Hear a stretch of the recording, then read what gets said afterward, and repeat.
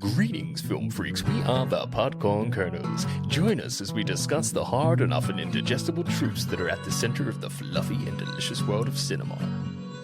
Season 2.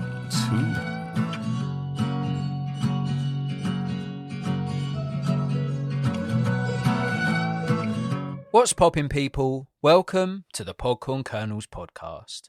My name is Adam, and joining me in your earholes is Harry. Say hello, Harry. This week on I'm 32 but Daddy's home, will Kyle persuade his daddy to massage his back by pulling on those paternal heartstrings? Oh, Daddy, I'm really sore. Or will Terry finally get his big daddy to admit that his son does have an impressive backstroke? You real good swimmer, boy. Thank you, Daddy. Daddy's home every Tuesday, 10 p.m.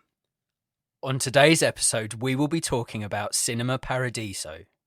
This is a 1988 film directed by Giuseppe Tornatore and stars Philip Noyre, Salvatore Cascio, and Antonella Attilli. IMDb describes the synopsis as follows. Salvatore, a famous film director, returns to his hometown for the funeral of the local theatre's film projectionist, Alfredo.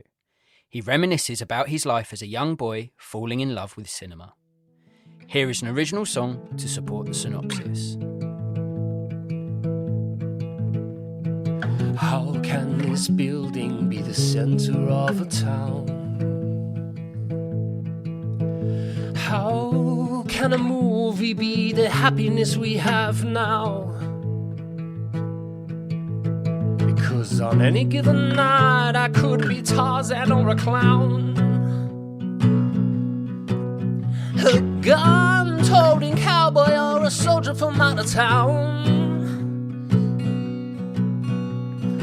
Why does it hurt that they're gonna tear you down? It's just bricks, water, and mortar, but no, it's something else. It's love and life on the big screen, and that's how I was found. Because on any given night I could be Tarzan or a clown. A gun-toting cowboy or a soldier from out of town. Let's start with some facts about the film. By the end of 1956, Italy had 17,000 movie theatres, the most in Europe. Whoa! That is a crazy number, isn't it? That's amazing. 17,000. By the end of what year, please? Give me that again. Give it again. By the end of 1956, 17,000 movie theatres were in Italy. I wonder how many existed pre-war. So up to, say, 1940 or something, 1939. Wonder how many existed. Did they go on a big cinema building thing to uplift morale because Italy were on the Axis' side, the losing side? Unfortunately, I don't have that data. But I do have other data if you're interested. I'll take it. So for context, in 2018, there were only 1,205 movie theatres in Italy. So that's like 16,000 less than there was in 1956. So this film, you could really say, marks a historic point where we trashed all these beautiful old cinemas. Yeah. We just tore them down to put up wasteful supermarkets, convenience stores, bus stops, flats. Stay where you are, you don't need a bus. Soulless homes that all look like each other. I've got another little stat if you're interested. As of 2022, there were 846 movie theatres in the UK. That does not seem a lot, does it?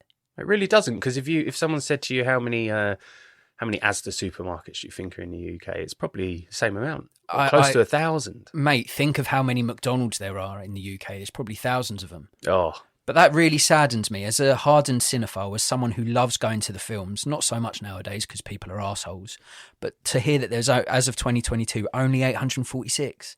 Sad, isn't it? That's insane.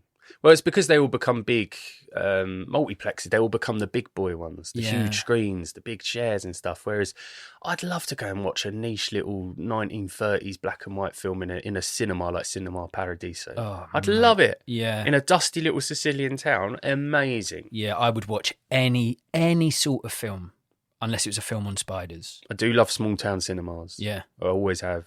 Do you have a favourite off the top of head? There's a good one in Rye, that small sink town, port town that I spoke about recently in Being Haunted. Yeah. There's a really nice little one there. There's a couple in London. There's a couple of like corner cinemas in London that show old movies. They're probably the closest to us in terms of nicheness, but Everyman's great. Yeah. Everyman's a good one in England. It's quite expensive, you know, but it does feel different. You feel like you're in a real movie fan paradise rather than just a lunchbox special. Exactly. As chains go, I'd say Everyman's up there with the better ones. Curzon cinemas are cool as well. They've got a little different vibe than your sort of Empire cinemas, your Odeon cinemas, your View cinemas. Yeah, they're all a bit generic and very samey, aren't they? They are. I went to an amazing open air cinema in Santorini a few years back. Oh wow! And it was all like dusty sandstone, and it was they had a bar at the back, and you could have a beer and you could get like you know, snacks and stuff, but we were watching the remake of Overboard. That was the only issue. Yeah. Oh, I mean, and it was in Greek. You painted a lovely picture until the actual film. Oh, it was exceptional in terms of atmosphere. The aesthetic, the atmosphere, the drinks, the food, the setting sounds lovely, and then the film let it down. It did, but I sat and watched it happily. I lapped that up. Beautiful partner there, bronze skin. We could smell suntan lotion on us. We were supping upon the cocktails, and we were munching down on some really niche crisps. Ooh. And the film was there, and the air was hot, and I was like, Christ, I could be back there right now. I would like to be there right now. That was a mega open air cinema. I loved it. I wish I remembered the name. Even if it was that film, I would still happily be there now instead of a rainy England. Oh, it was great. Hundy P. It was brilliant, mate. The film was shot in Bagheria, Sicily, Giuseppe Tornatore's hometown. The director largely drew on his childhood experiences there as inspiration for the film. Don't you just love that? I feels it. It feels a homage to not just cinema, which it is, by the way, a beautiful depiction of someone's love of the art of cinema, but it feels like a love letter also to that specific town, a very specific area, a very specific time. And the fact that the director grew up there, you feel it, don't you? You feel every inch of it. Yeah, I don't think you could just pull this out of nowhere. It's not just an idea. It was definitely experienced to some degree. Like you can tell just by the effort that goes into the establishing shots, the way the town looks, the way that the cinema is the focal point, the beating heart of the town. I definitely can envisage that it came from his real life experience. And not only the town being sort of a realistic portrayal of that happy nostalgia of growing up in that specific town, but you get a sense that at least a few of those people probably existed within the town as well. Yeah. To us, they might seem a bit caricature down to sort of the outdated acting, to the difference in language and the sound mixing and all these things, but they may have actually been people that the director knew when he was a kid and when he developed his love for film. And I just think the whole feel of the film, it ties into that. It's nostalgic, and the fact that he actually came from there adds something for me, definitely. I don't think it's outdated acting. I think it's intentional. It's melodramatic, yeah. Okay. The whole film pays homage to melodrama. All of the scenes with the eldest version of Toto, it's more like a Godfather film. It's quiet. It's more to do with what his face is experiencing when he's laying in bed and he can't sleep and he's reflecting back to his past. Them scenes are totally natural. Yeah. His wife's not in bed going, "Oh, mamma mia." None of that. It's just very natural. Yeah. But when he reflects back, his romance scenes and everything, they're like the films. They're like what he saw on films. It's a homage to melodrama. It's all them post-war films that came out. It was all about over-exaggerating, being more expressive than you would in natural life, because that's all they could pull from. They could pull from theatre and opera and stuff. But it's not outdated acting in my opinion. It's intentional. I'll tell you what you've done there. I think it's intentional. I'll tell you what you've done. Shall I tell you what you've done? Yeah.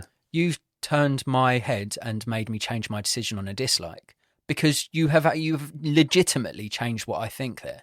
Because I did have that as a dislike, spoiler alert. I thought it was a bit over the top, but you're right. When he is grown up, and he's going back, he's revisiting a town that shaped him and shaped his love of film and shaped who he is as a professional. It isn't that. It isn't all over the top. And with rose-tinted spectacles, in someone that loves film, he's probably looked back on it, like you say, like it was a film.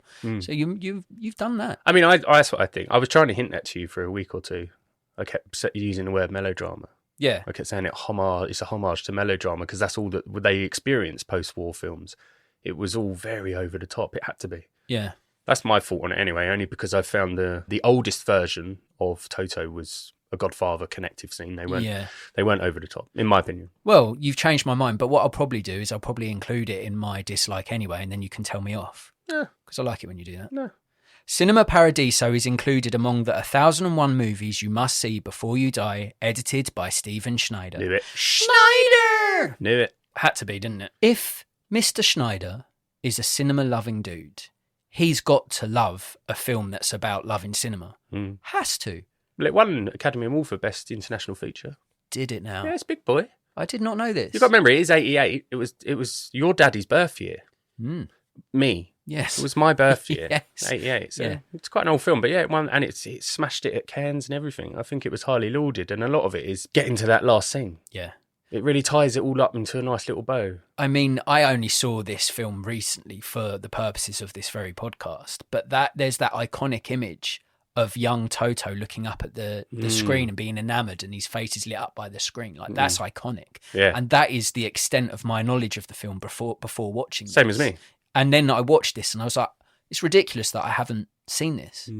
The only thing I wish I saw this before I saw Babylon, because for me, this is patient zero of what Babylon is as well. Oh, I need to see Babylon. But I think you have totally done this the right way. If you're a listener that's like, oh, I might give Cinema Paradiso a spin, I've also been tempted to give Babylon. Do it in the order that they released. They're not connected by storyline. They're similar themes. But watch Cinema Paradiso first and then watch Babylon. And then I think you would come out of that shared experience loving cinema even more. Yeah, I like what you said about it, that iconic front cover. I always thought this film was really old. I didn't think it was an 88 film. I thought this film was maybe early 60s. I totally thought that as well. I thought this was like the age, the era shown within the film is sort of late 40s, early 50s, isn't it? And I thought that was when it was made. I thought this is a 40s and 50s film. So I was expecting it to be really very dated. And it's not as much as I was expecting. Yeah. What did you like about Cinema Paradiso? So the first thing that really stood out, and it did take me home to a place of sadness. Oh, God. This film starts with some Ennio. And any score by Ennio Morricone is like somehow speaking to your soul and saying, hey, man, I can't believe you haven't seen this film before. Sit down, I got you. The minute this film starts, I knew I was in for something special, or at least going to see why it's considered one of the best films ever made. I had a flashback, man. Oh, I had a flashback to the years when I first saw like The Untouchables, Once Upon a Time in America, The Good, the Bad, the Ugly, and it cut deep. Yeah, it cut deep. That sound, only Ennio can do it. He sort of has this part in film history where you know when his score's about to come in, even if you haven't seen the credits or know he's going to do it. You like, I'm going to feel that. Oh, well, is it going to be Ennio? It's going to be Ennio. It is. Yeah, he did it. Yeah, you just feel it, didn't you, mate? He has this mad ability to emotionally manipulate you with like a single note. Oh, that's it. And as soon as you hear it, you're like, wait, Ennio, I didn't want to cry today, and you motherfucker, you could make me cry. Oh, man. And for me, he holds huge significance for me in my life because I went and saw Ennio Morricone in Verona. I've mentioned it before, 8 years ago, and it was like a day or two before I proposed to my partner. And I saw him live, and the first thing he opens with is Deborah's theme from Once Upon a Time in America, and that is a beautiful piece of music. Yeah. He composes films just... exceptionally well. Like, they kill me. And watching this, I was like, oh man, this film did a lot for me. But especially hearing Ennio in it, it really took me back to when, like, being a young kid and family all throwing on The Untouchables. Yeah. And we're sharing like one bag of Doritos, one salsa dip. No one cared back then about sharing the salivas. Yeah, you double dipping those dogs all day long. Everyone was. I was the youngest. I was the triple dipper. I was the triple dipper. By the end, you were dipping in dribble. One bottle of Coke. Don't say that. What? Ugh. Well, you was painting a picture and I was building upon it. I'm trying to talk about a happy memory from a child, and you're saying by the end you were dripping in dribble. I lessened the tone, huh? That sounds so dirt. Yeah, I couldn't help myself. I apologise for that. He was making a nice point and I went and dirtied all over it. I suppose what I'm trying to say, Adam, is this film was made for people to feel nostalgic about film. Oh. And this film, just because of the score, made me nostalgic about how I used to watch films. And films like Brian De Palma films and stuff when I was younger, and Francis Ford Coppola films and stuff, I was like, oh, man. Mate, if you'll allow me, I'll tag team that with you as well. Take it. Because that is the score for me. Yeah, it's something that sometimes I overlook in cinema, but I've learned to appreciate it more the older I've got. And from the idyllic opening scene of the Mediterranean to the poignant and powerful conclusion that merges together a medley of censored scenes. Cinema Paradiso is scored to absolute perfection. Yeah. The beauty of Ennio Morricone's score caused a lump in my throat from the opening seconds, and that's where it remained for the entirety of the runtime. Mr. Morricone is a master of composing, like you say, and the music on display in this one deeply, deeply moved me. Was you dripping in dribble? I was dripping in Dorito dribble for days. Oh, man. I was. But like you, it as soon as it started and you see opening shot, you see the scene, you see the score start, immediately I was like, wait, hang on a minute. What? Let me get 5 minutes in before I get emotional. You messaged me that. Yeah. You messaged me that and I was like, yeah, that's how Ennio does. I was like, Ennio, at least let me take my shoes off and sit down before you make me cry. Let me settle a little bit. Do you not think though that is you have to have seen them films from the 70s and 80s which he scored perfectly for that to have happened? I think you have to. I think you have to have watched Untouchables, The Good, the Bad, the Ugly, Once Upon a Time in America for you to know what's about to happen, because he scores he scored The Mission, Gabriel's Oboe. He's just the guy. He can get you there. Oh. He can get you there. But I think for this film, for you to feel a bit of emotion towards the score, you have to have had a good storied history in watching films that he scored to understand where, because he always knows when to do an accent in a note to hit at a point in the scene where it matters and stuff. You got to see it to experience it. Once you experience Ennio for the first time, you ain't going back. No. Like, it changes you. And that probably sounds really dramatic to people that don't know Ennio Morricone's work. But it does if you know it does if you know he scored a film. Did he ever score a Tarantino? He's done a few, I believe. He did, didn't he? Kill Bill, Django, I think. That's it. That's what I mean. There's a type of film he can do, and he doesn't. And he does them fucking well, eh? And it sounds like I'm making any sense. I'm talking about feelings, people. Yeah, it's hard for us middle-aged men to talk about our thoughts and feels. So well done. Yeah, man. You deserve huge kudos for that. I do. What else did you like about the film? I've heard of the iconic ending scene, and it was brilliant. And watching old boy Toto's reaction to it, again, that supports my argument about I believe the melodrama is intentional for the younger years when he's reflecting, because his reaction to watching these tied together smooch scenes that Alfredo's put together for him over years and years and years, his reaction to it was just like a Godfather scene. It was really well acted. It was emotional. It was perfect. Packed a punch, huh? Packed a punch. But the scene that actually made me cry, that's right, I cry, wasn't the infamous ending with the smooch collection. That did as well, but it was actually the 47-minute mark, 50 seconds in, when substitute daddy projector Alfredo decides to give the people that can't get into the cinema a show. Yeah. So he turns to Toto and says, should we give him a show? And he turns the reflection of the film into the street. And again, the old Ennio kicks in, and the film pans across the projector room. And it's slowly moving across the projector room. The music that plays is such a stunning piece of music.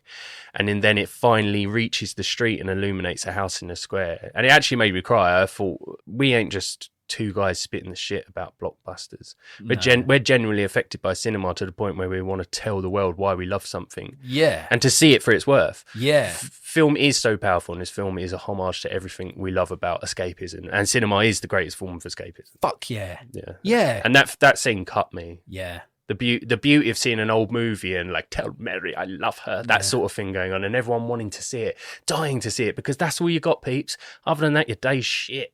And imagine that being part of a community where that is the highlight of your day, is a shared experience. And then some people not being able to get in to see the film, and you've got a top dog that's like, you know what, I'm going to project it on a motherfucking house. And then everyone in that town gets to have that shared experience and watch that film and share a wonderful moment. Cinema, when it gave communities a sense of community, must have been so amazing. Because now I go into a cinema and I'm fucking pissed off if there's more than 5 people in there. We all hate each other. Yeah, but back in the day, imagine that. Oh, you're going to go to the cinema on Friday? They got a new film. Oh, have they? Yeah, I'm definitely going to get down there. I'll get there early because everyone's going to be going. Oh, I will. And I'll see you there. And, oh, yeah, look, there's Dave, there's John, there's Doris. Oh, lovely, lovely moment. Oh, aren't we all sociable and lovely? Not that now.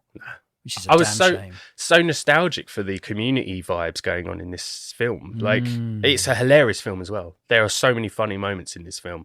There's a guy that comes to the cinema just to go to sleep, and they fuck with him every time. There's young teen lads that come along if it's a naughty flick and they all rub him one out in the aisle. Sometimes when an old boy enters the film, even if it started, it goes, "Hello, everybody!" like it's an Italian thing, I assume. And they're all like shh and stuff. Those parts cracked me up, but the very robotic, easily agitated man that I am, the lack of etiquette and manners within that did upset me. I was like, this is hilarious to watch. If I saw this in the cinema screen, I'm fucking walking out. So if Adam John was there in that time period, in that theatre, you'd be the guy up the top with the lazy eye spitting down on the plebs. I wouldn't be spitting. What'd you be doing, bro? I would be like, this is coming from someone who's literally just said, I'd love a shared communal experience of seeing a film. Then in the next sentence going, I fucking hate people. But I would want it to be respected. But then I'm not from that time. Maybe that is what the experience was there. Maybe it wasn't so much of like, I absorb films really intensely, whether it's a comedy, whether it's a film that should be intensely consumed. It doesn't matter. I sit there and I'm tunnel visioned on that film. Maybe back then, that shared experience, that collective trip to the cinema wasn't that. It was more a social thing. It was an experience, I think. It definitely wasn't it wasn't a time of critique. No. I don't think people would be sitting down absorbing it, with their half moon spectacles and their little pad and their leg crossed. I don't think it would be happening. You think back to like Shakespeare times at like the Globe Theatre, they'd involve the audience. Yeah. They'd all be shouting, throwing apples and lettuces and stuff. It was a fucking hoot. Yeah, a hootenanny. A hootenanny. And I do wonder, because obviously Italians are very social. They're all very community based, and they would always come out in the evenings for their meals and for their drinks and like that whole. I love that whole thing when the film ends and they sort of sit around the square chatting about the film and like, oh yeah, we work really hard as well, and they're finding commonality between them and the movie they've watched. Yeah, so much to enjoy about this film. But I laughed a lot as well as much as I cried, and I think that's got that FG vibe, that Forrest Gump vibe, where it can make you laugh, can make you cry, you can feel a bit angry. Yeah, totally. Yeah, and I do think they're great when a film can do all of that, and that's probably why them films win Oscars. Well, both Forrest Gump and Cinema Paradiso, they show you someone's lifespan, and in anyone's life you're going to feel all of those things. You're going to be angry, you're going to be sad, you're going to be happy, you're going to be delirious, you're going to be agitated, you're going to be scared, you're going to be all those things. So when a film can put its audience through all of those emotions in like a relatively short time of 2 hours, that's impressive. That is a fair reflection of what life is. Yeah, I think so. And I'm all there for this one. I know I say it sometimes. I was all there for the unbelievable stuff in this one. I was there for the melodrama. I was there for the overacting because I felt like it was intentional. Yeah. Last Light. This was a like and a dislike, because in real life it upset me, but in the film I thought it was really clever. The town's transformation from almost pre-energy, pre-automobile medieval market town to post-commercialised polluted metropolis generally felt sad and potentially subtextual to how and why films are made now. I thought that was very clever if the interpretation's correct. Oh, look, they used to be made artistically and from a place where it'd be like, wouldn't it be great to see this in a movie? Yeah. Whereas now you have to tick a lot of boxes. You have to clear the costs, your overheads. You have to make a huge profit, otherwise you potentially won't get hired again by a studio. And I just felt like the way the town transforms from this stunning, the establishing shots.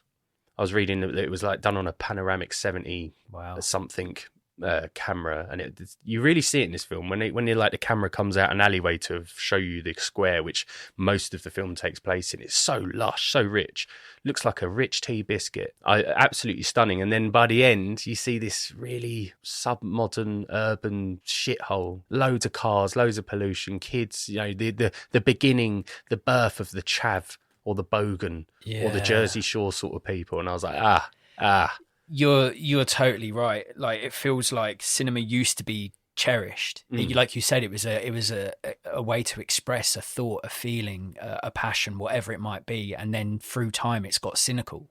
It's not now going, wouldn't it be amazing if I could portray my love or disdain towards this subject matter and that? It's less that, and now it's like, wouldn't it be amazing if I could make the studio more money than it's ever made before? And it's less about the art and it's more about, like you say, the box ticking and making a decent profit and all of those things, and then being so successful they can go, we can milk this cow for 3-4 more sequels. It's a damn shame. I think cinema was the poor man's theatre, much like sports. So football in England was for the working class guy. It was for the miners and stuff. That's why we've got such rowdy crowds, and we had hooliganism in the 70s. But if you went along to rugby and cricket, you wouldn't get any of that. You'd have tea at half time. And I think like theatre and opera was so expensive, it was for the upper class. And I do believe cinema, it served the plebs. It was a different art form, and it was for the masses. Yeah, I mean, like, fuck egg cress sandwiches. What did you say to me once? This was exceptional. You said any kid that was eating egg sandwiches back in school, they've got somewhere now. Yeah, they've climbed. I have that confidence. I have a theory, and I'd love to have the tools at my disposal to test this theory. I think you're right, because I reckon if you're a kid where you took when we went to school anyway, you take your packed lunch in your school bag, and there your sandwiches would sit for about 4 or 5 hours till you eat them at lunch. Oh. Now imagine a hot sunny day where that sandwich has been sat on the backpack in your packed lunchbox for 4 or 5 hours, and you open that sandwich in a dining room full of other kids, and you've got hot, room temperature, tepid egg mayo roll or sandwich, and you're taking that out of its wrapper and you're eating that. That is character building. That person is a CEO. She is a highly functioning adult now that is very successful. Because if you can sit there and eat warm egg mayo sandwiches in a room full of people, you can do anything. Yeah. And then your partner pops out of somewhere and goes, what's that smell? Yeah, no. Egg mayo is not fun for anyone other than the person eating it. They've made it. They're astronauts. They're the best people. They're engineers. They're politicians. They're probably running the world now. I love that. Yeah. It is so true. Should I go on to my likes? Yeah. What I loved most about this film is it's just a love letter to my first ever love. Cinema Paradiso is an absolute must-see for cinephiles that take their passion seriously. Giuseppe Tornatore presents an accurate admiration of the art of cinema and shows us the impact the medium can have on an individual, on a group of people, and on society as a whole. In showing the changing of cinema through one character's story arc and lifespan, we see the cultural significance of censorship, groundbreaking technology changes, and how the consuming of content has evolved through the ages. Now, Cinema Paradiso is a beautiful but bittersweet homage to film, and I, for one, was swept up by the heart and soul of the picture. This movie shows how film can ignite imaginations, how it can offer an endless entry into escape, and how it can allow a respite from the repetitive. And I, for one, loved relating to the sentiments shown on screen. Now, it was that for me. Like, film's been a huge part of my life. Films have been there for me where I'm at my highest peak and where I'm at my lowest lows. They've always been there. Whenever I'm feeling anxious or sad, I put on a film to escape whatever it is that's troubling me. Equally, when I'm feeling really happy, I'll put on a film to try and enhance that mood further. It's always been my greatest comfort, my biggest friend, my first love. And to see a film that sort of mirrors that, reflects that, it just warms the cockles. It's just beautiful to see that, we can all feel alone in this life at one point or another, but to have that shared experience and to see films like this, to see films like Babylon that shows like, look, cinema is really important to you, but it's really important to so many others. It's that connection. And I just think the way the film shows that is just masterful. That was a wonderful point and very well put. Thank you. I'd go as far as to say, look, film was probably one of my greatest teachers as well. It led me, it influenced me and led me into looking into subjects I never would have otherwise. That point was the egg mayo to my sandwich there. Yeah. You filled that. Yeah. That's a great point. Yeah, I've learned most of what I've learned, not from textbooks, from what I've picked up in films. And then if it's interested me in films, I'll read up about it and expand my knowledge because of a film. You verify your sources, but they inspire you to go and read up more. Especially, if it's biographical, you'll want to find out more about that person, read into their life a bit more, which can lead into something else. It's almost like a Spotify song suggestion because of what you've listened to. Yeah. You listen to Whitesnake, so now we're going to give you Lamb of God, and you go, no, I don't want Lamb of God. Get that away from now me. You know what Lamb of God is. Yeah. That's it. You did it. That's all it does. You did it. Give me more. Oh, I just loved that it made me nostalgic for something I've never experienced. The look, sound and feel of Cinema Paradiso had me yearning for a country I've never been to, a town I never knew existed, a cinema I will never see, and a time that I will never know. In a film about the power of a film, I found this film to evoke powerful feelings towards something that is so different to my own existence, heritage, culture and familiarities. It made me want what I can't have. That's so good. And sad. And so, yeah, it did. It made me sad. It made me happy. It made me joyous. It made me angry. It made me realise that even back then, I still think I would have been a grumpus if people were mistreating a cinema, even if that was the common consensus of how you treated a cinematic viewing. And it done all these things, and it made me be like, oh, I kind of want to be there. I really want to go and watch the films that they're watching. I want to get a feel for them. I want to be in their shoes and be like, is this what it was like to go and watch a movie back then? How fun it would have been. Like, they were saucy as well, some of them films. Like, you see breasts and everything. Really beautiful people in these films. And I can see why people turned up for it. I will not watch pornographic movies. I love the priest with the bell. Yeah. Because in the film, he says essentially religion sort of did run towns. You know, it was the place you'd go to for mass, and you'd also potentially get some charity from the church and stuff. So they sort of ran films. And in this film, the priest or the archdiocese of that town, they'd control what you could see in films. And this is how the film starts. Essentially, the priest rings a bell if there's a kissing scene, and then Alfredo takes a note and he'll cut it out and splice it back later. So it's brilliant. Right from the get-go, you see religion sort of still in control post-war, and then by the end, you know it's all gone because a businessman who wins the lottery buys it and allows there to be booby shots. Yeah. Hence why you have a row of teenagers whacking one off. Booby shots. Yeah. It's a brave film. Brave. Yeah. Is there anything you didn't like about Cinema Paradiso? I'm going to skip past the first one because we covered it. My opinions on the melodrama being intentional. I've got my reasons for that. I haven't verified them. That's how I feel. Okay. I'm going to skip straight ahead to Juan Crispy Alfredo stuffed CPR dummy. Okay, elaborate. So, you know, after my favourite scene, 40-minute, 50-second mark or wherever it was, where he pans that camera through the projector room to that beautiful piece of music and gives the people outside a show. Beautiful. A fire breaks out literally right after this. There is just, you'll see it. Once you see it, you can't unsee it. Obviously, Toto's a very small boy at this point. It's the first rendition you see of Toto, and he does save him. He through sheer willpower, and almost like you're watching a film. Yeah. Like, you have to believe the unbelievable. He manages to pull him down a staircase. Now, he's not a small guy. He's a big guy, Alfredo. Oh, yeah, he's a fair lump. He's a big old guy. But you can clearly see there's just a CPR dummy with a really floppy wall-stuffed arm. And Toto tugs him really hard. And he moves just too quick. And that's what makes it look like a dummy. Yeah. And you see it's a dummy. And I christened it Juan Crispy Alfredo stuffed CPR dummy. I mean, it's a great naming. Yeah. So it was one of the things where I couldn't fold it into my it's intentional melodrama, because that clearly was the room was actually on fire. They're real flames, and I can understand why you can't put an actor or even a stuntman under burning walls. Yeah, but I was just like, I wish they should have just been a bit more careful with how that looked, because Toto couldn't have pulled him that quickly. It would have been very gradually, very slow, very exhausting. I mean, it would take a new level of method acting to actually put yourself pond the fire. But I've got to be honest, I never even clocked that. That's good. I'm glad you didn't. But I probably should have. No, I don't think so. Because there's flames in the foreground, flames in the background, but you do see his mass upon the floor, and he gets moved a bit too quickly for me, and that's what revealed that his arm was full of wool. Okay. Okay. That's something I noticed. That's fair. That's my only genuine dislike.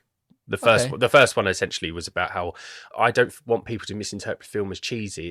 I think it's intentionally melodramatic. I think it's there to highlight a time when we watched films because people had to exaggerate. All you had was theatre, silent movies. You had to exaggerate. You had to be more expressive than you are in real life. Yeah, I mean, I think it's worth leading on that, and I will go into my first dislike, which does touch on that. I'll say nothing. Melodramatic acting, but you've sort of converted me to sort of time with what you said. But I'll share it anyway, and we can discuss further if you're interested. Now, I'm fully aware that Cinema Paradiso is nearly as old as I am. I'm also aware that the acting pool of talent in 80s Italy is likely to pale in comparison in terms of what is available in world cinema today. Now, this being said, some of the background actors in this weren't very good. This is a shame, as they did distract me from what was a beautiful story. I can always appreciate that the performances aren't going to be as polished as what we see today, but I also know that there's some exceptional acting in films that predate this one, so I would have liked to have seen a little more believable reactions and a little less of over-the-top caricatures. Now, after saying all of that, I have taken on board what you said at the very start of the episode, and I do tend to agree. If our memory does amazing things. What we remember is probably so far removed from what actually happened, from what true events actually was. So him looking back, this story centers on Salvatore looking back on his childhood and his influences and what put him on the path of loving film and becoming a film director. Looking back at that, you would have honey glazed vision. You would have those rose tinted spectacles. And from a man that's whole life is built up from his love of film, he would probably view it as if it was a movie. So it would probably seem like it's over the top.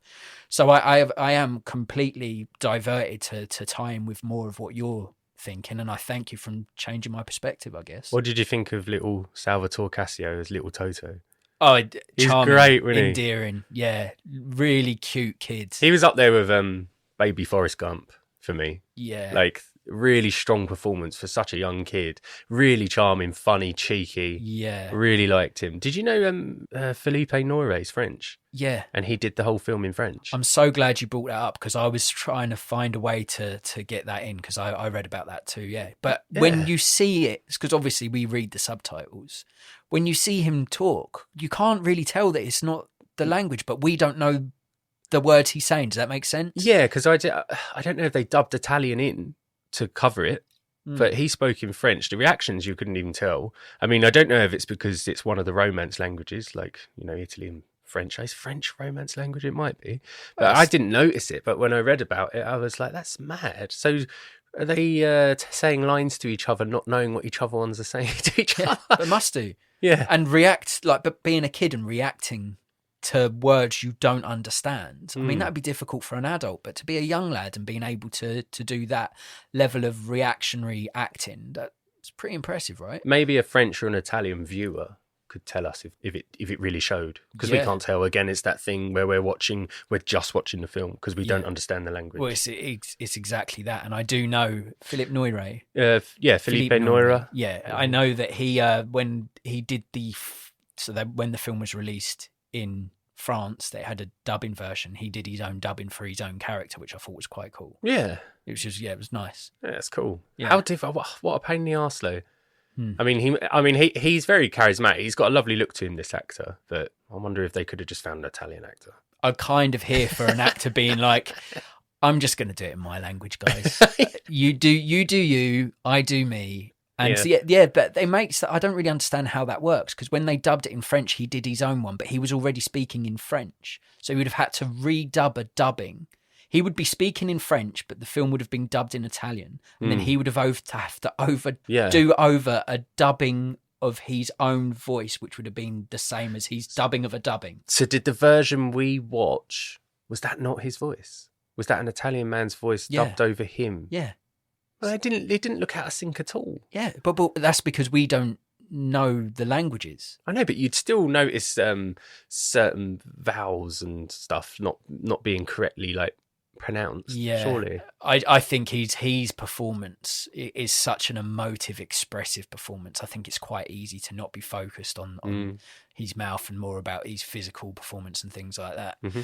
Another dislike was cinema etiquette. I've touched on it already, and again, don't wank in the cinema. Yeah, I mean, it's a given. It's a given. That shouldn't be written on the ticket. Please don't masturbate. But they couldn't go home and throw on YouPorn ad. That was imagine it. You've never seen anything like it. All of a sudden, you're in a cinema and there is a woman, bronze bummed, boobies out, laying on a beach lounger. It's like, this might be the only time I get to tug to some genuine porn. I'm a bank that dog, and I'm going to use it later. I'm not going to do it in front of my bros. The polite masturbator. Exactly, yeah. And again, I'm a preface this dislike by sharing my understanding that this was behaviour in a time and a place that is alien to me.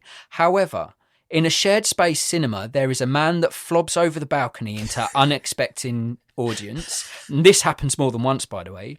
There is a team of teens tugging in public to a buttock, just one buttock. A young man puts a bug in a fully grown man's mouth. A man enters the cinema and shouts hello to everyone. Now, even though this film is set in rural 1940s/1950s Italy, these actions still bothered me. A cinema is my safe space, and when dickheads don't respect it, this man dislikes it, and that's why I disliked it here. Oh, God. Now, the levels of just disrespect in this cinema.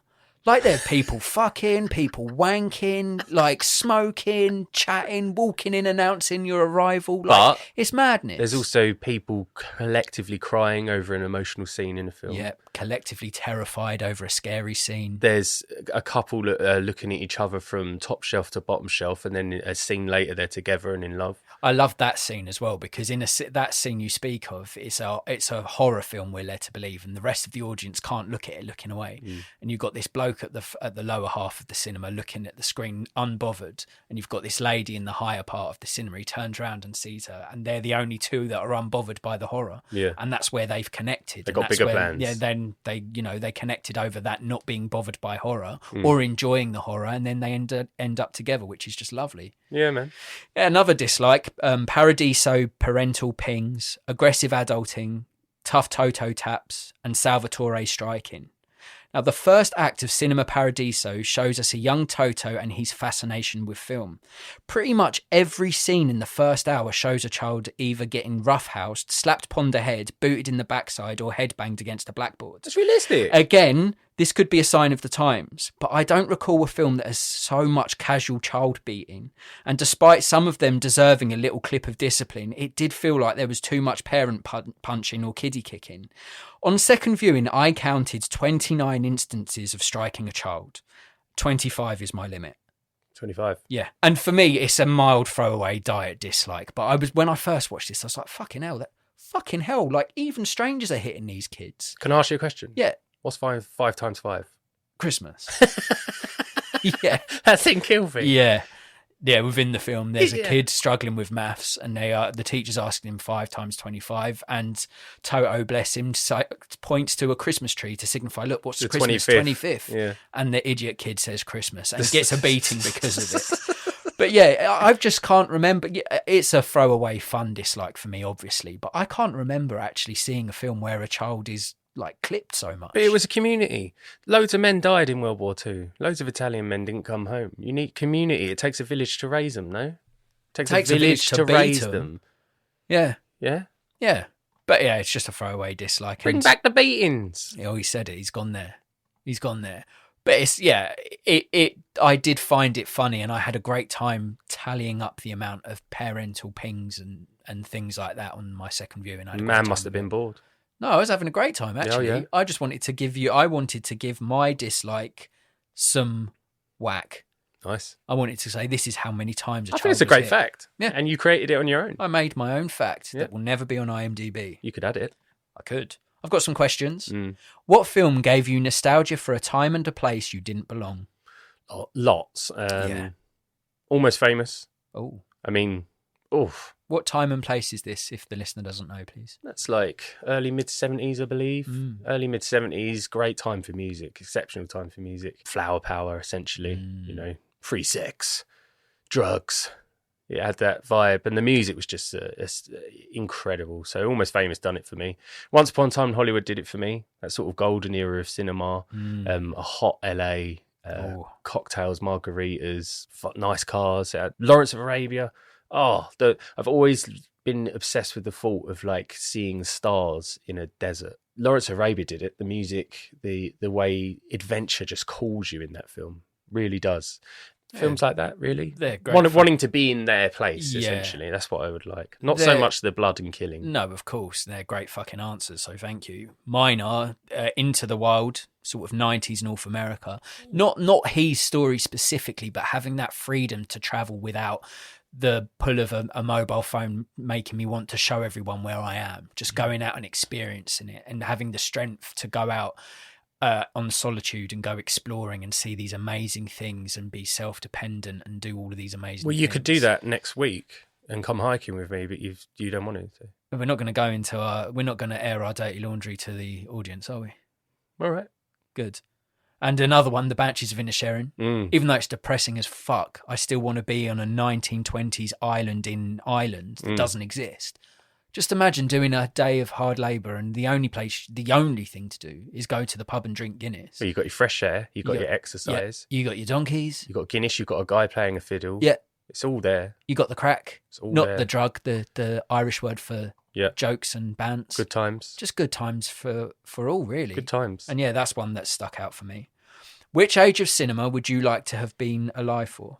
That's probably changed after watching this. Oh. I think if I was to say like film fan, I do you know what? I might say late 50s, 60s, because it was like when Hitchcock was in his prime. Yeah. Imagine going to the cinema and seeing Psycho or The Birds. Would rock like, your socks. For your thrillers, for your scares and stuff. But at the same time, like David Lean was banging big epics at the time, you know, Bridge on the River Kwai and stuff. Yeah, I think late 50s and early 60s, because then guess what? I've still got all the 70s and 80s to come. Yeah, you have. Yeah, but imagine your heyday of seeing film was then. How amazing! Like when cinema was being experimented with. Yeah. When they were figuring out ways to like, oh wow, do you know what? If we use the camera, if we zoom the camera in and pull the camera back at the same time, you get this amazing effect. Like the experimental part of cinema, I suppose. Yeah, they were building on foundations that were laid by directors before them when they were figuring out the very basics and specifics of how to do things. Then you get to that era, like you say, and filmmakers are building upon that and experimenting more and getting more creative. That's a great answer. Well, that's it. The experimental stage is the artistic stage, isn't it? Yeah. If everyone's laid the foundations for you by the time you get to do film, you're sort of the after party, the death rattle. Exactly. Yeah. I mean, that's a great answer, and I'm kind of jealous that I didn't come up with that, but I've gone 1920s. Ooh.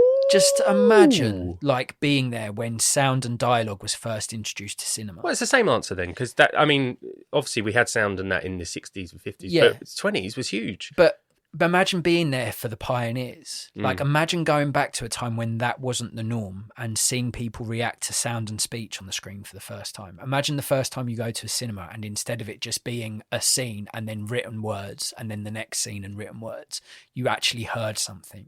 That would have rocked your socks. And then a while later going there and seeing actually someone speak, you'd be like, what the fuck? That person's speaking. Well, that's fucking amazing. Didn't you say in Babylon they laugh at the fact that he speaks? Yeah. So Brad Pitt's character within Babylon, and if you're listening out there and you haven't seen it, watch Cinema Paradiso first, then go and watch Babylon, because if you love film, you'll love both of these films, in my humble opinion. But in Babylon, Brad Pitt's the dude. He's the main guy. He is he's the Brad Pitt of silent cinema of that time, and then he speaks because he has to move with the times. People are speaking in cinema, and because his voice, I guess, aren't what people expected, they didn't like it, and they went from adoring this actor to kind of really being quite horrible because the voice. I mean, for me, I'm like, what are you talking about? His voice is fucking great. How dare you? But for whatever reason, within the film, within that time, they were like, not vibing with that voice. I think our modern day equivalent of that is 3D. I have never walked out of a 3D experience and gone, that was incredible. No. I despise them. I don't want to be in the film. I want to watch the film. Yeah, yeah. So I think that's our equivalent. Yeah, definitely. Yeah. And every time I go in, I've only seen, I can count on one hand the amount of 3D experiences I've had. And within 10 minutes, I've taken the glasses off because I'm like, these are pissing me off. I'm just seeing red and blue. And then I look at the screen and I'm like, fucking hell, I can't see it without these stupid fucking glasses on. Yeah, what a waste of money and time that was. Scrooge with Jim Carrey, Alita Battle Angel, and maybe a Hobbit film. I think I saw in 3D. Not one of them I walked out and was like, incredible. Do you know what? I hated it all. It's made such a little impact on me. I've deleted them from the memory bank. Mm-hmm. I don't actually remember. And I remember most things. I don't remember. And I've definitely seen 3D films. It's never going to work. Yeah. It's a gimmick. It's a gimmick. Yeah. Fuck 3D. Yeah. Do you think streaming and video on demand will eventually see the death of movie theatres? Oh, I think if you start creating Cinema Paradiso movie theatres, they'll survive. I don't know. But then again, I suppose it's weird. It's like the big Marvel films, you know, the Avatars and stuff. They'll keep the big ones open. But will they close during winter? Maybe.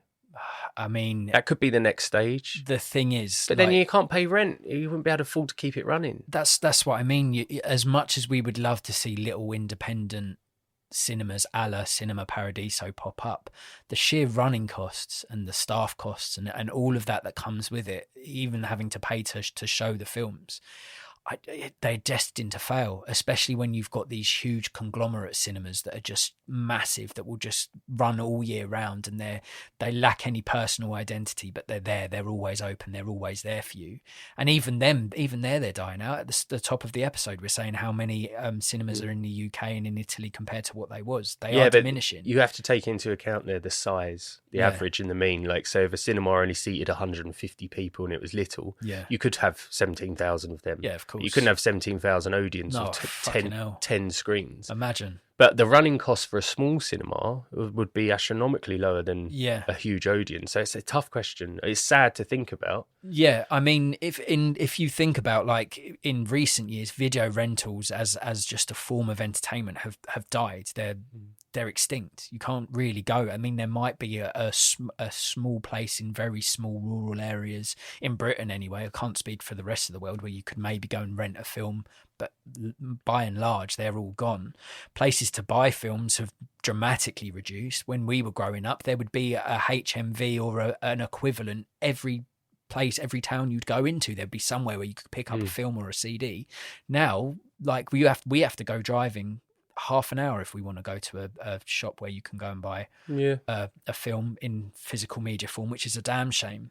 And like I say, the number of cinemas reducing each year it's really sad, but the way we consume content is changing, and that's all happened since the lockdown. People are like, well, we don't actually have to go to the cinema or wait for it to come on stream, and we can now just rent it on video on demand, or we can buy it on video on demand.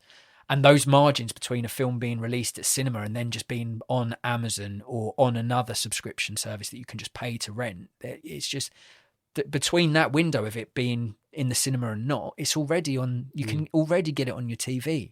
Do you know there's some production companies now that have sort of like a prerequisite where the content that you're making needs to work well with someone who wants to look at their phone while they're watching something? Oh man, it's not distraction friendly. So it needs to be almost subpar to the point where you can look at shit on your phone and then go back to a highlight in the film or in the series. That's depressing. It's devastating, isn't it? And like you said earlier, this is coming from two legitimate cinephiles who love the art form, who love the escapism of it, everything about it we love. And to hear things like that, I know Netflix was trialing a thing where you can watch films at like 1.5 speed just to get it finished. If I'm a filmmaker and I've like managed to make a film that's hit onto somewhere like Netflix, I'm pumped. Then if I hear that, if people are watching it, they can just basically watch it, but have it go 1.5 times faster so people can get it out of the way. I'd be like, how fucking dare you? Do you know how much work and effort and sleepless night, blood, sweat and tears I put into creating this thing? And you're just going to piss on it and let people fast forward it? No, slow it down. Maybe Make it 4 hours long because you piss me off now. Maybe if you look into history, though, it might make you feel a bit more comforted. So there would have been a time when theatre, opera, musicals were scared for their future because of the introduction of film. And then you just have to look that has still survived. It's still strong. There's still people that, like, nothing really replaces sitting in a theatre in London or Broadway watching a live performance of talent. So I think film, it will shrink potentially, but I think you'll always have the IMAX in London for your Oppenheimers and your Mad Maxes and Tenet and stuff. There'll always be a big cinema somewhere to show these huge films. Most filmmakers now create films to adapt for cinema, for even the 4K, the IMAX experience. So I don't know. I think it will shrink, but I think it will remain constant. Yeah, I like to think as long as purists persist, as long as there are people like out there like you and I who like to go to the cinema and see films how they're meant to be seen, as long as there's people out there like I love to buy Blu-rays and I've got a Blu-ray collection, as long as those people are still out there and it's not just me and one other Larry out there, if there's still people doing that, then there's still a demand for it, and as long as there's a demand, they can keep it going. It will never be extinct. LP records, they came back. Yeah. People started wanting to have them in their house. They're a good talking point. They're beautiful to look at. So LPs came back. Records, record players. Yeah, man. So there might be life in the old dog yet, is what we're saying. Yeah. Yeah. Hopefully. What would you rate Cinema Paradiso out of 10, please? 9. It would be a 10 if it weren't for Juan Crispy Alfredo. Oh, Alfredo dropped that dog, did it? Yeah. Yeah. It's a beautiful film. I loved it. Yeah. I mean, listen, like, I know I touched about on melodramatic acting, and you've sort of turned my head to look the other way in that instance, and rightfully so, I think. Despite that, I've given it a 9 as well. Wow. I don't think you can be proclaimed cinephile and a lover of films and watch the sheer number of films that I do and do a film podcast, and film's my number one passion. I don't think you can be that person and then watch a film like Cinema Paradiso and go, oh, it's all right. I don't think you can, because it's a reflection of why I love cinema. It's a reflection of something grabbing me when I was very young, and me being like, wow, Jurassic Park. yeah, that film is wow. And then learning through watching more films, going, oh shit, films can do that. Films can make you feel this. Oh, I can relate to that. I can do this. Like you say, educational, entertaining, all of these wonderful things. So yeah, I couldn't sit here across the table from you and give it any lesser than a 9, because it's a love letter to film. I thought you would give it a 9 or an 8. Yeah. I was like, I thought you'd see through some of its shortcomings. Oh, you've got to. When the message so beautiful and soft-centered and delicious as this one, I don't think you can be cynical towards a film like Cinema Paradiso. Yeah, if you are, you're a bit of a douche. That gives Cinema Paradiso a total score of 18 out of 20. If you like your films to cherish, curate, cuddle, and celebrate cinema, or if you've ever wanted to see a projectionist protege get persistently parent punched for pursuing a passion, then Cinema Paradiso could be a film for you. Cinema Paradiso is available to stream on Amazon Prime. Consider watching this one if you enjoyed Babylon, The Bicycle Thieves, and Amelie. Shall we play a game? Give it a name, give it a name, give it a name now. We birth a plot and then make a trailer.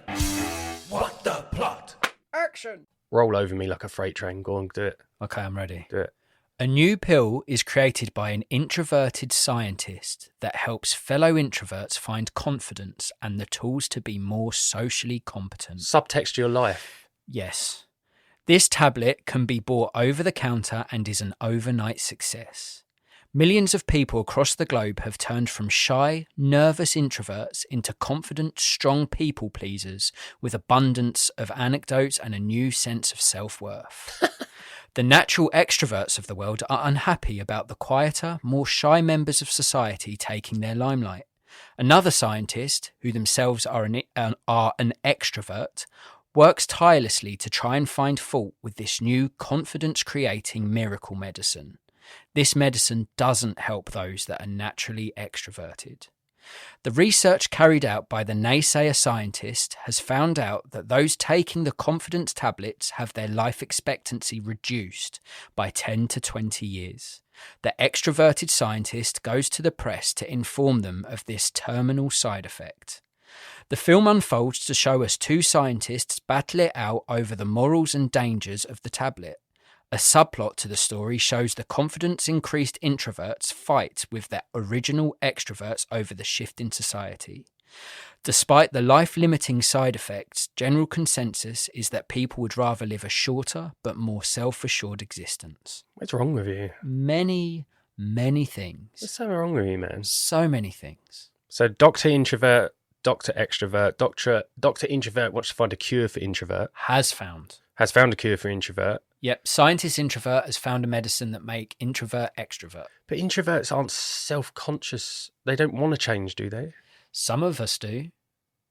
Yeah? Some of us would like to be more confident and not absolutely floored by social events. It's fair to say that if you take a photo of Adam or suggest potentially turning this into a video cast, he's nerves. He goes pale white. He gets really scared. He's like, oh, no. He's confident in the podcast because no one gets to see the face. Oh, yeah. And if you did, you would smell the IBS. What am I? I'd say you're an extrovert. Nervous extrovert. I'd say you're an extrovert with a hint of introvert. I'm an introvert that becomes full extrovert after I've had 5 pints. Mine probably lays in the foundation of people not understanding why something's rude or why you should treat me the way I treat you, and they don't. Yeah. So I lose faith in society, and it makes me not want to be around them. But when I am out, or when I am being myself, or in a pub, or going out into town or something, I like to think I'm an extrovert. Yeah. I'm an extrovert until someone pisses me off. Yeah. Then I'm an introvert. Okay. They're scientists. Yeah. You got your classic introvert scientist v your extrovert scientist. I watched Arrival again recently. And I think Amy Adams would be a good extrovert scientist in this. Ooh. Her turn as the linguist in Arrival was it was captivating, it was good. I believed every part of what she was doing. I'll have Amy Adams, as the extrovert scientist. So she's the one trying to find fault with this medicine. Yes. I might have for the introvert, because I think he plays nervous really well. He plays almost emotionless really well. I'd have Jonathan Groff from Mindhunter and Hamilton. Oh, I like that. Played Holden Ford.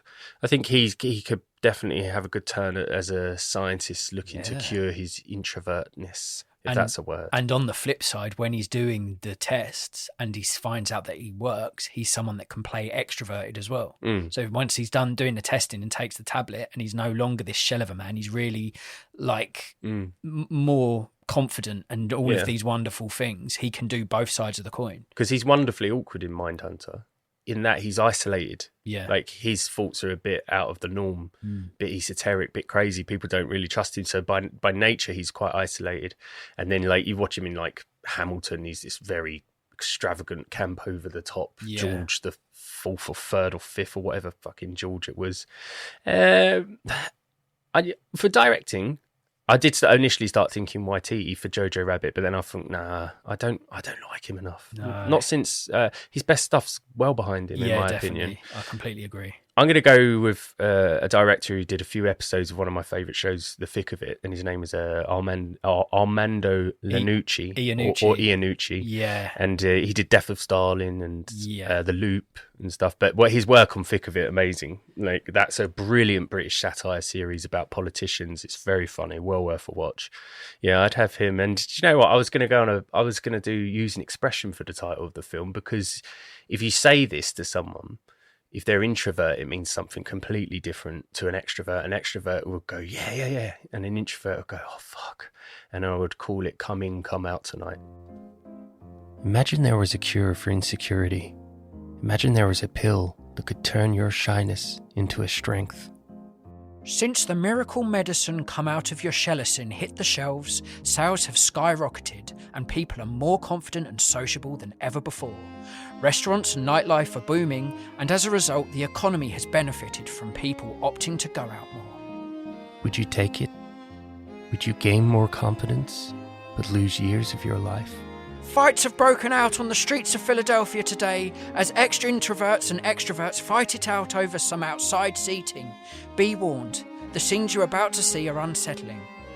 From Armando Iannucci, director of Into the Loop and The Death of Stalin, and starring Amy Adams and Jonathan Groff. This pill is wrong. It interferes with the fragile structure of society as we know it. We can't all be the same. This madness has to stop.